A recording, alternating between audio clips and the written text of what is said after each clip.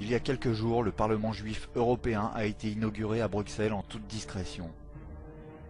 Une assemblée où seront débattus les sujets relatifs à la question juive en Europe. Les juifs seront représentés par 120 parlementaires. Notez que ce Parlement se trouve dans le même bâtiment que le Parlement européen.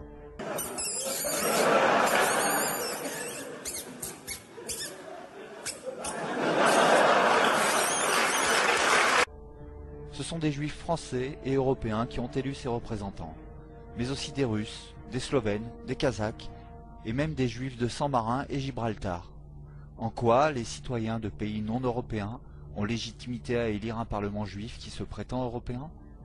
Ces 120 députés du Parlement juif européen sont censés représenter 47 pays. Cela en fait donc 20 de trop qui n'ont rien à voir avec l'Europe. Hein? Au-dessus, il n'y a personne, je veux dire, il n'y a personne. Je cite Javier Solana à ce sujet. La phrase a été prononcée mercredi 21 octobre 2009 à Jérusalem. Israël, permettez-moi de le dire, est un membre de l'Union européenne sans être membre de ses institutions. L'État juif, a-t-il souligné, est partie prenante à tous les programmes de l'Europe des 27, notamment dans les domaines de la recherche et de la technologie. Il poursuit. Aucun pays hors du continent n'a le type de relation qu'Israël entretient avec l'Union européenne. Un parlement juif comptant 120 députés, si l'on se réfère aux écrits bibliques, cela fait 10 représentants par tribu. Mais ça n'a certainement rien à voir. Tout cela constitue une rupture avec la stratégie du passé qui misait sur l'action silencieuse et cloisonnée. Là, le lobby qui n'existe pas semble vouloir se débarrasser de sa cape d'invisibilité.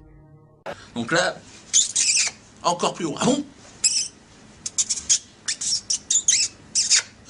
Là, bah on est tout en haut les mecs. Au-dessus c'est le soleil.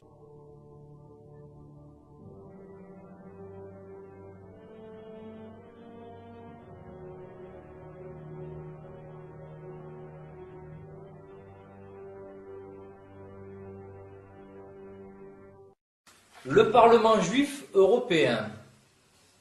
Donc, comme chacun a pu voir, il a été créé en février dernier sur l'initiative d'un richissime juif ukrainien du nom de Igor, c'est un homme d'affaires ukrainien, Igor Kolomoïski.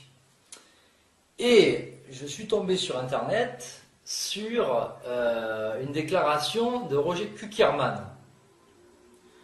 Et contrairement à ce que beaucoup de gens pourraient croire, Kuckerman est opposé au Parlement juif européen. Je vous lis ce qu'il disait.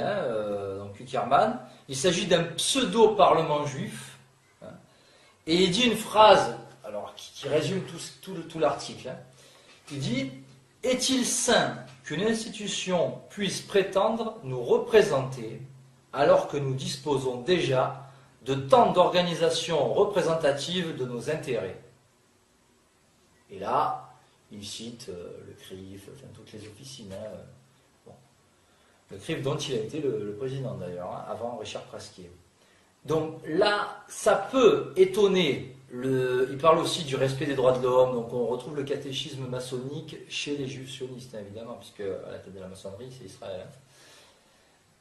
Et donc là, ça pourrait étonner le citoyen lambda que Kuckerman soit contre, mais pas celui qui connaît la nature de comment procède la communauté organisée juive.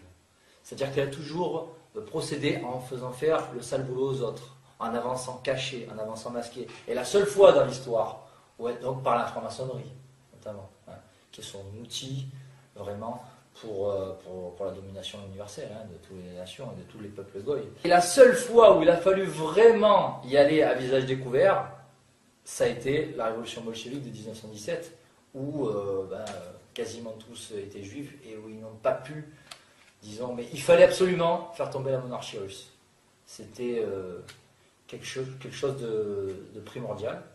Et donc là, ils ont obligé, malgré tout leur pseudonyme qu'ils peuvent avoir pour masquer leur appartenance juive, là, il n'y a que là où ils ont agi à visage découvert. Sinon, quand on regarde l'histoire, ils font toujours faire le sale boulot par d'autres, et ils avancent toujours de manière cachée et masquée, notamment par la franc-maçonnerie.